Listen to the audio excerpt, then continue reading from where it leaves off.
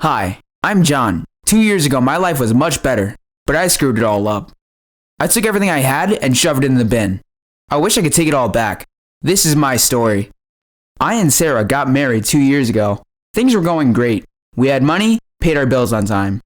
Always happy and we always loved each other. I was on top of things in my life and I loved who I was. I loved the fact that I made Sarah happy. I loved that I had her trust and confidence. I loved that she could always count on me. I always helped out, especially with the chores whenever I can. During a grocery run, I ran into a friend that I haven't seen in a long time. We started chatting and ended up exchanging contacts. Then we parted ways. On my way home, I was wondering what happened to us. He was a good friend of mine back in the day. I kind of felt bad for leaving him just like that. It's been 2 years and I haven't spoken to him since then. After meeting and getting married to Sarah, I just kind of zoomed out of his life. This was my friend, my homeboy, and I just forgot all about him. I guess it's true what they say. You lose a friend when you get married. I felt so guilty that I had to call him up for a hangout. We met at a sports bar. We talked and reminisced about the good old days. It was fun. Then the barman passed an envelope riddled with money to him. He smiled as he collected it. I was shocked. My curiosity made me ask him why he got that much cash from the barman. He told me it was his winnings. That he placed a bet on a team and they won. I never knew him as someone who does that. A lazy fun guy to be with, yes, but as a gambler, no. I inquired more to know why. He replied that he does that for a living. Since I kinda left him to start a family, he had to figure things out for himself. He called it a business. That he puts in the hours researching the teams and all that to get a better idea of who to pick. I laughed telling him that he was just sugarcoating the fact that he was gambling. And I warned him to stop before it's too late. Nothing good ever comes from easy money. He laughed and from his winnings gave me $200 and told me what to tell the barman. I looked at him with disbelief. He wanted me to place a bet with the money he gave me. I did as told even though I was reluctant, but I was hoping to lose so I could show him that gambling is bad. We were still gisting when the barman came back and gave me an envelope riddled with $1,500. I was mesmerized. I couldn't believe it. In 30 minutes, $200 became $1,500. Right there and then, I was sucked in. My friend laughed as he told me that he makes that every week. I started to think gambling was going to be beneficial, like another side business that could bring in the cash. And just like that, I was hooked.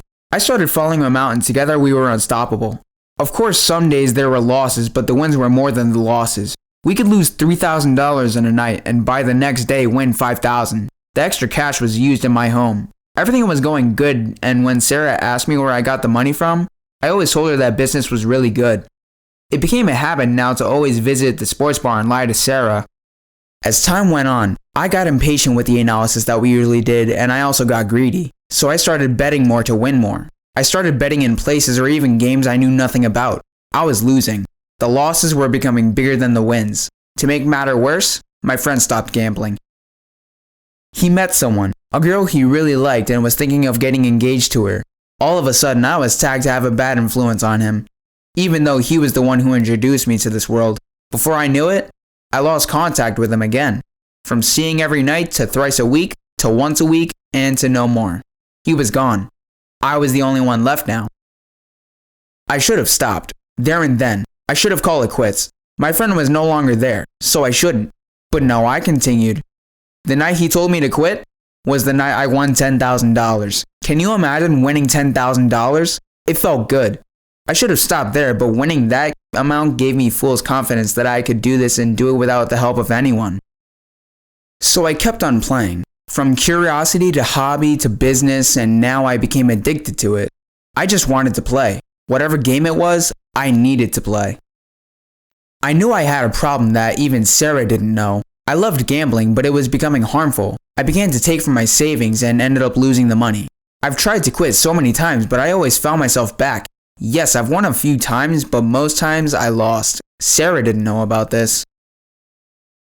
I tried to keep it hidden, but gradually she was taking notice of my strange behaviors, like how I was going out at night and sometimes coming back with a bad mood because I lost a bet, or how engrossed I was in live matches like my life depended on it. To make matter worse, I was collecting from our savings and Sarah's suspicions grew. She asked why there was not enough money for a project she wanted to work on. I told her I used it for a business venture. I was hoping and praying that I would replace it with any money I won, but each time I try to win the money back, I lose more. It started with my savings. I exhausted that. Then I took from my joint savings and also exhausted that too. We were saving for our family, for our new house, for our dreams, and I just took from there like it was nothing. I was and still am scum. I remembered this one time. Sarah came home angry. She asked me why her card was declined. I'd run out of lies to tell her. I wasn't working on a project because I used that excuse last week when she couldn't get groceries. I was caught in between. She looked at me angrily and asked me again. I finally answered her and I told her I used the money for my mom's treatment, that my mom was sick. At first, she didn't want to believe my lies, but I started crying like it was something huge and she had no choice but to console me. I lied to her and didn't want to bother her about it. I had escaped this time around, at least that's what I thought.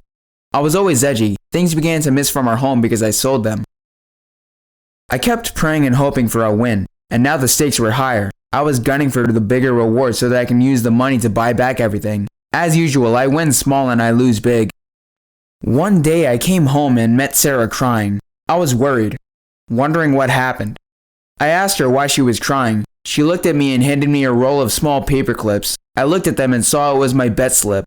My game was up. She kept crying, asking how long, why. I couldn't say anything. I didn't know, but we were in the red. It was bad. Real bad. Our money was all gone. We had nothing. I even had to mortgage the house. I couldn't even tell her that. Apparently, Sarah went to take a loan from the bank from our joint account, but she was refused because of her account statement. They couldn't loan to someone who had nothing to act or give as collateral, and Sarah found out by the bank that our home was already mortgaged. Sarah stared at me, asking if she was at fault or if she's the reason I started this path. I told her no, that it was me. And truthfully, it was me. My friend might have introduced me, but I choose to come back every night to play and now I have nothing. Sarah told me to take her to the place I usually place my bet. I don't know why she asked that. It was just odd. I tried to say no, but her face and emotions said otherwise. I'd betrayed her trust, and it's going to take a miracle for us to get through this. So I agreed and I drove her to the sports bar. We got there. Sarah looked around, looking at the place that brought our marriage to a halt. Was this worth it, she asked. I couldn't reply. She brought her money and told me this is what she had left because of me. She lost everything. She counted it. It was $200. I could see her flaring up. She asked who I paid to. I showed her the barman. She gave the barman the money and picked 5 random teams without a care in the world. The barman stared at her, asking if she was sure. She said yes. The barman did as told. I tried to say something, trying to understand what she was doing. She was sad. She said she did that to understand why I ditched the good calm life I had with her for this chaos. We were about to be homeless because of me and we were broke. Just why, she asked. She removed her wedding ring and threw it at me, calling it quits. It was over between us. I tried to stop her, begging her to come back. That I'll stop, that we can work this out. But all my words fell on deaf ears. She walked out of the bar. I stared as she left, now crying myself, hoping to return the time and take it all back. The barman called my attention, but with a roaring cheer and applause. I didn't want to talk to anyone or hear anything. My wife's gone. But the applause and the cheer just got louder and louder, and I was wondering what the celebration was all about. It turns out Sarah's bet paid off and she won $9 million. The crazy out-of-the-world prediction she did landed her that amount. With this money, I could buy back everything. This was the miracle I was hoping for. This was what I was praying for. I was happy for a moment, and then I remembered Sarah. She's gone. I lost something special for what? She won the money, but I have no one to celebrate it with. I'll gladly trade this money for just Sarah to be back. Do you think Sarah will take me back if she knows about this money, or have I lost her forever? Please let me know in the comment section, and don't forget to leave a like. Thank you for listening to my story.